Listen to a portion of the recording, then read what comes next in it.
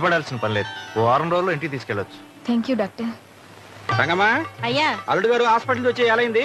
దిష్టికి అర్నీళ్లు గుమ్మడికాయ సిద్ధం చేసావా? అన్ని గదిలో పెట్టానయ్యా. గదిలో కాదు, వాకిట్లో పెట్టు. నువ్వు కూడా అక్కడే ఉండు. వెళ్ళు. అట్టాగేనయ్యా. మన తోటలో కూరగాయలు బాబు వంటింట్లో పెట్టు.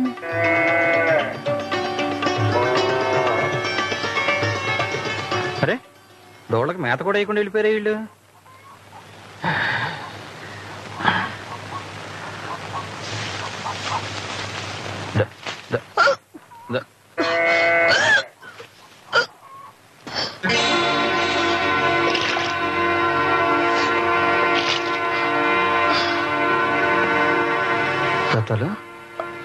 ఏమైంది?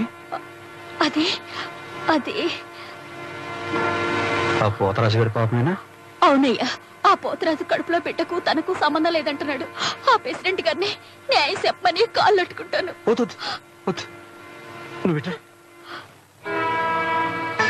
చూడు, అల్లుడు గారు హాస్పిటల్ నుంచి రాగానే ఈ సంగతి తెలియడం ఆయన ఆరోగ్యానికి మంచిది కాదు.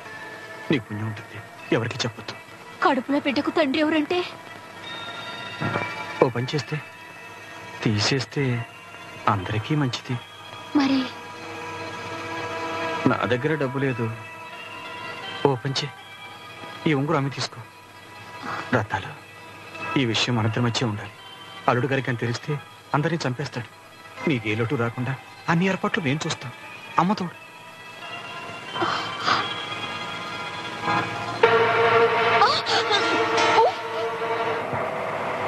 రాణి, అక్కడ కనపడుతుంది అరటి చెట్ల ఇల్లు. అదే మా మామగారిది. మీ మామగారి ఇల్లు కాదండి, మా నాన్నగారి ఇల్లానండి.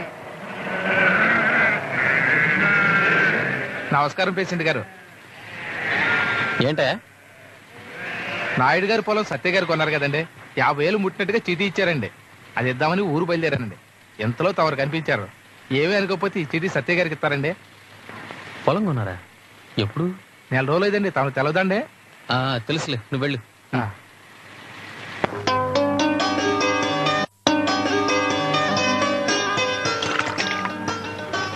నువ్వు వెళ్ళు. నమస్కారం సార్. నమస్కారం. మీరేమిటండి ఇలా వచ్చారు? మీతో చెప్పండి. అబ్బా, ఇప్పుడు కాదని చెప్తున్నాడు కదండి, వినిపించుకోరేంటి? అల్లుడు గారు, మీరు ముందు లోపలికి విశ్రాంతి తీసుకోండి. అదిగా సత్య గారు, ఆ డబ్బుతో మాకు చాలా అవసరం ఉంది. లేకపోతే ఇచ్చిన డబ్బుని ఎందుకు వెనక్కి అడుగుతాం, పైగా ఈ టైంలో? కాదండి, ఆ డబ్బు బాధ్యత నాది. అల్లుడు గారు, ముందు మీరు లోపలికి వెళ్ళండి, నేను వాళ్ళతో మాట్లాడతాను. వెళ్ళండి. పాపం వాళ్ళు ఎంతో అర్జెంట్ ఉంటే గానీ ఇచ్చిన అడ్వాన్స్ తిరిగి అడగరు కదా. వెళ్ళి 50,000 తీసుకురండి.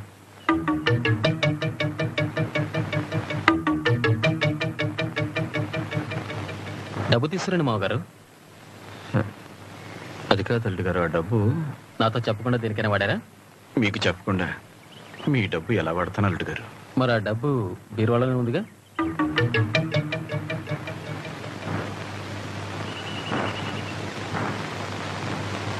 లేదల్లుడు గారు, ఆ డబ్బు ఇంట్లో లేదు.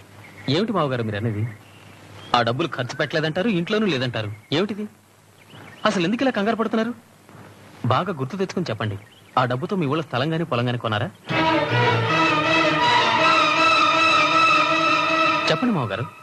మీ అనుమతి లేనిది మీ పొలంలో చిన్న చెరుకు ముక్క కూడా తినలేని మామగారు మీకు చెప్పకుండా అంత డబ్బు ఖర్చు పెడతాడు. చెప్పండి అల్లుడు గారు. నేను ఇక్కడే జవాబు చెప్పగలను, కానీ అది నా నమ్మకానికి మీ జీవితానికి రెండింటికి అవమానం. నాకు పిచ్చెక్కక ముందే ఆ డబ్బు ఏం చేశారో మీ నోటితోనే చెప్పండి, లేకపోతే నేను చచ్చినంత ఒట్టు. ఏమిటి నాన్న ఇదంతా? పేదోడి బతుకమ్మ అమ్మోరు సంబరానికి పశువు కుంకుమం రాసి అలంకారం చేసిన బలి పశువు సామెత అయిపోయిందమ్మా నా బతుకు. ఆఖరిసారిగా అడుగుతున్నాను, ఆ 50,000 ఏమైందో మీ నోటితోనే చెప్తారా చెప్పరా? చెప్పండి నాన్న, ఆ 50,000 ఏమయ్యాయి?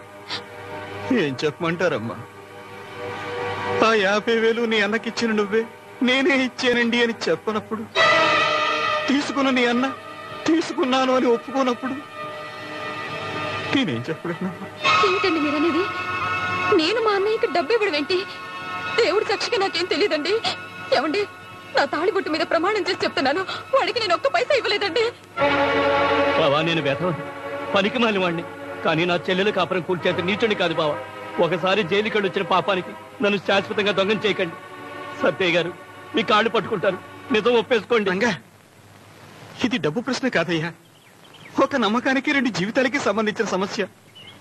నా మీద దయించి ఆ రోజు నువ్వు 50,000 రూపాయలు పొలంలోకి తీసుకొచ్చి నాకు చూపించావే, ఆ విషయాన్ని అల్లుడు గారికి చెప్పు. అల్లుడు గారిని నేనేమనకుండా నేను చూసుకుంటాను. చెప్పు. చాలా నోర్మై, ఇంతవరకు పెద్ద మనుషుని ఊరుకున్నాను. నీకు అన్నం పెడుతున్న దేవుడు మా బావ, ఆయన మీద ప్రమాణం చేసి చెప్పు. నేను జైలు నుంచి తిరిగి వచ్చాక ఎప్పుడైనా ఎక్కడైనా నిన్ను కలిసానా? రంగా, సత్తయ్య గారు, రంగు బయటపడ్డా కూడా రంగ నడిపించాలని చూడకండి. ఆ 50,000 ఏం చేశారో నాకు బాగా తెలుసు. ఇప్పుడే నిజాన్ని బయట పెట్టి డబ్బాస్తో మీరు ఆడుతున్న నాటకాన్ని బూటకమని నిరూపించగలను. కానీ నా లక్ష్మి, ఆ లోకల్లో ఉన్న నా లక్ష్మి కోసం మిమ్మల్ని వదిలేస్తున్నాను. తమరు గొప్ప మనసున్నాడు కాబట్టి వదిలేయచ్చు బాబు, కానీ పుట్టగూటి కోసం మోసపోయిన ఈ పేద ఆడది ఈయన చచ్చినా వదలదు. చెప్పవే చెప్పు, నీకు జరిగిన అన్యాయం ఏమిటి చెప్పు. బాబు, ప్రెసిడెంట్ బాబు, మీరే నాకు న్యాయం చేయాలి. ఈ పెద్ద మనిషి నాకు 50 ఏళ్ళంటి పొలం కొనిస్తానని ఆశ పెట్టి నన్ను పశువులా ఆడుకుని మోసం చేశాడు బాబు. ఈయన వల్ల తల్లిని కాబోతున్న నేను అన్యాయం చేయకండి అని అడిగితే కడుపు తీయించుకోమని ఉంగరం నా మోకారు కొట్టాడు బాబు.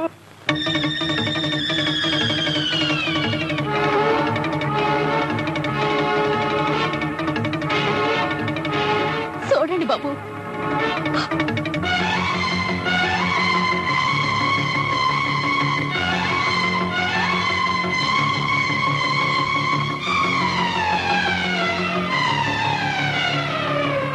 అల్లుడు గారు, ఇదంతా నాటకం.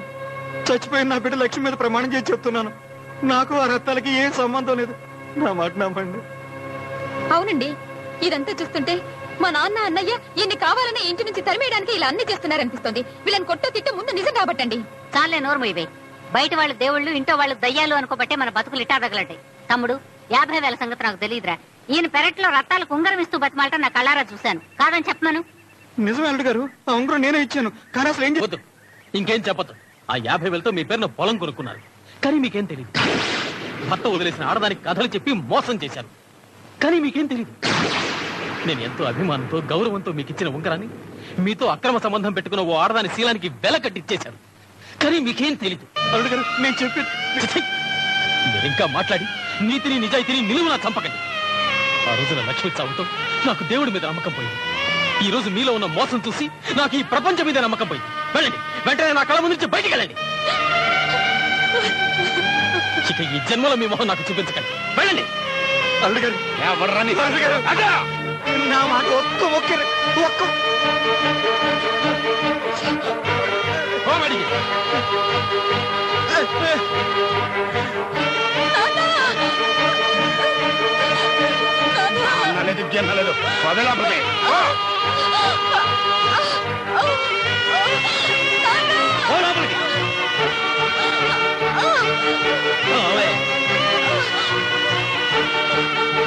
దేవాలయం లాంటి మళ్ళీ ఈ చుట్టుపక్కలకు వచ్చావా ప్రాణం తీస్తాను.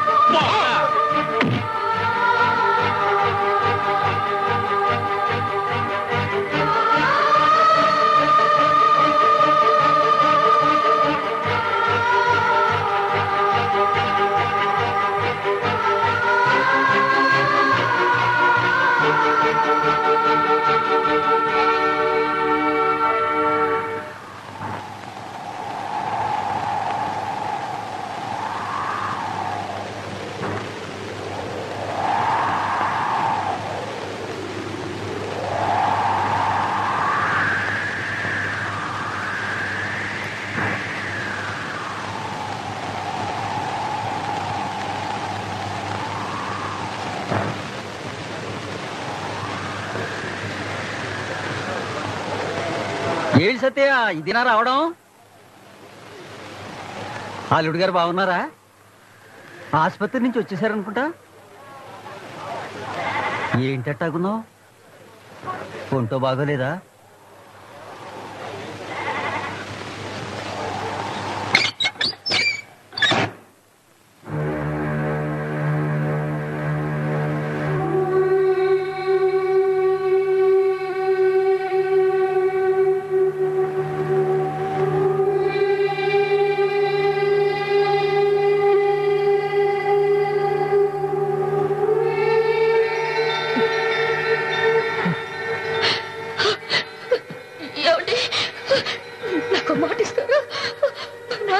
మా నాన్న పసిపిల్లాడండి. ఆయన్ని మీరే మీ బిడ్డలా చూసుకోవాలి. లక్ష్మి లక్ష్మి లక్ష్మి లక్ష్మి లక్ష్మి లక్ష్మి లక్ష్మి బాబయ్య, అల్లుడు గారు, నాకే పాపం తెలియదు. నన్ను నమ్మండి అల్లుడు గారు. అమ్మతోడు మావగారు.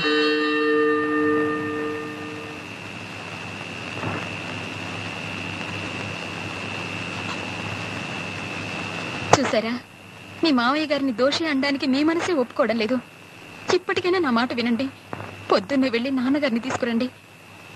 నిజాలు ఆవేశంతో కాకుండా ఆలోచనతో నిర్ణయించండి. ఇదెక్కడ అన్యాయం అండి? మీ మాటలు నమ్మి మీరు చేసిన పాపాన్ని ఆ సత్తయ్య చేశాడని 10 మంది ముందు చెప్పాను. దానికి మీరిచ్చేది 7 రూపాయల. నేను ఒప్పుకోను. ఒప్పుకోకపోతే ఏం చేస్తావు? ఏ చేస్తానా? ఇప్పుడే ప్రెసిడెంట్ గారితో నా కడుపుల బిడ్డకి తండ్రి మీ నాన్నని చెప్తాను. ఆ 50 ఏళ్ళు కాజేసి నాటకం నడిపింది నువ్వేనని చెప్తాను. ఈ 1000కి ఇంకో 4000 కలిపి 5000 దాని మొఖాన్ని కొట్టు. 5 పైసలు ఇవ్వను. పోనీ నా వాటాలు ఇవ్వరా? నీ వాటానా? అదెక్కడుంది? ఈ 50,000 నా కష్టాజితం. నేనెందుకు ఇవ్వాలి? ఓరి నా కొడక, ఇప్పుడు దానికి గనక డబ్బు ఇవ్వకపోయావంటే మన ఇద్దరు చరిత్ర ఊళ్ళో టంకేసి చెప్పుద్దురా. నాకేం నష్టం లేదు. ఇప్పుడే ఊరు నుంచి పారిపోతాను. అగా ఒక 25,000 రూపాయలు నా చేతిలో పెట్టి మరీ కదులు, లేకపోతే అసలు దొంగ నువ్వేనని ఇప్పుడే చెప్పేస్తా అల్లుడు గారికి. నువ్వేంట్రా చెప్పేది? ఎక్కడున్నాయో తీరబడి వెళ్ళి. అదో నాన్నా! ఇవ్వను. మర్యాదగా డబ్బు ఇవ్వు.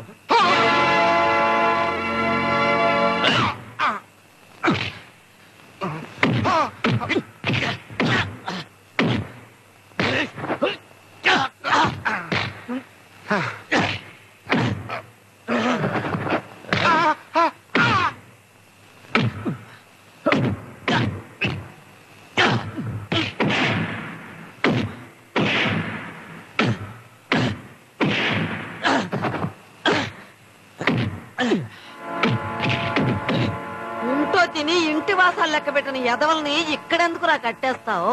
తీసుకెళ్లి పోలీస్ స్టేషన్ లో పడే. వీళ్ళ చిరుసులు పగల, వీళ్ళ మాటలిని మంచి ఆయన్ని దూరం చేసుకున్నాం.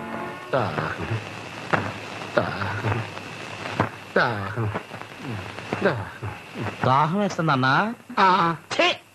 నీలాంటి నోట నీళ్లు పోసే కంటే ఛీ, ఎందుకులే, నోటితో చెప్తే బాగుండదు. నోరు మీద ముళ్ళ పంది. నువ్వేరా చేయి దాపా. నువ్వు దాపా. రేయ్, పంపలు కొల్చడం కంటే ఈ పని చేసుకోవడం చాలా బెటర్. అంబాను అంబాను ఇది కంటిన్యూ చేసుకోండి.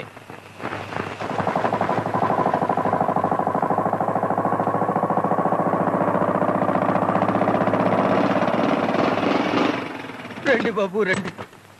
ఎన్ని కట్టాలు నా గుండెల్లోనే దాచుకొని నలుగురిని నవ్విస్తుండేవాడు. పొద్దు పొడిచిన దగ్గర నుండి నిద్ర అయ్యేదాకా గలగలా మాట్లాడేవాడు. అట్లాంటిది నిన్న ఏమడిగినా నోరెత్తకుండా ఇంట్లోకి వెళ్ళి తలుపు మూసుకున్నాడు బాబు. సీమకు కూడా అపకారం చెయ్యని మనిషి. ఎవరేమన్నారో గుండె పగిలేటంత కట్టమే వచ్చిందో. తీరా చూసేసరికి ఇది పరిస్థితి.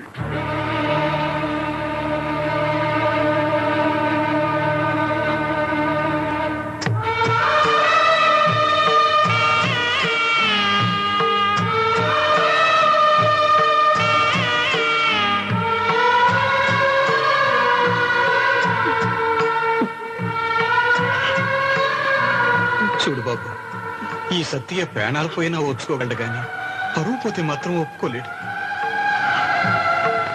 ఇక మీరు నాకు అల్లుడు కాదు, నా కొడుకు. నాకు తల కొరివి పెట్టాల్సింది మీరే బాబు.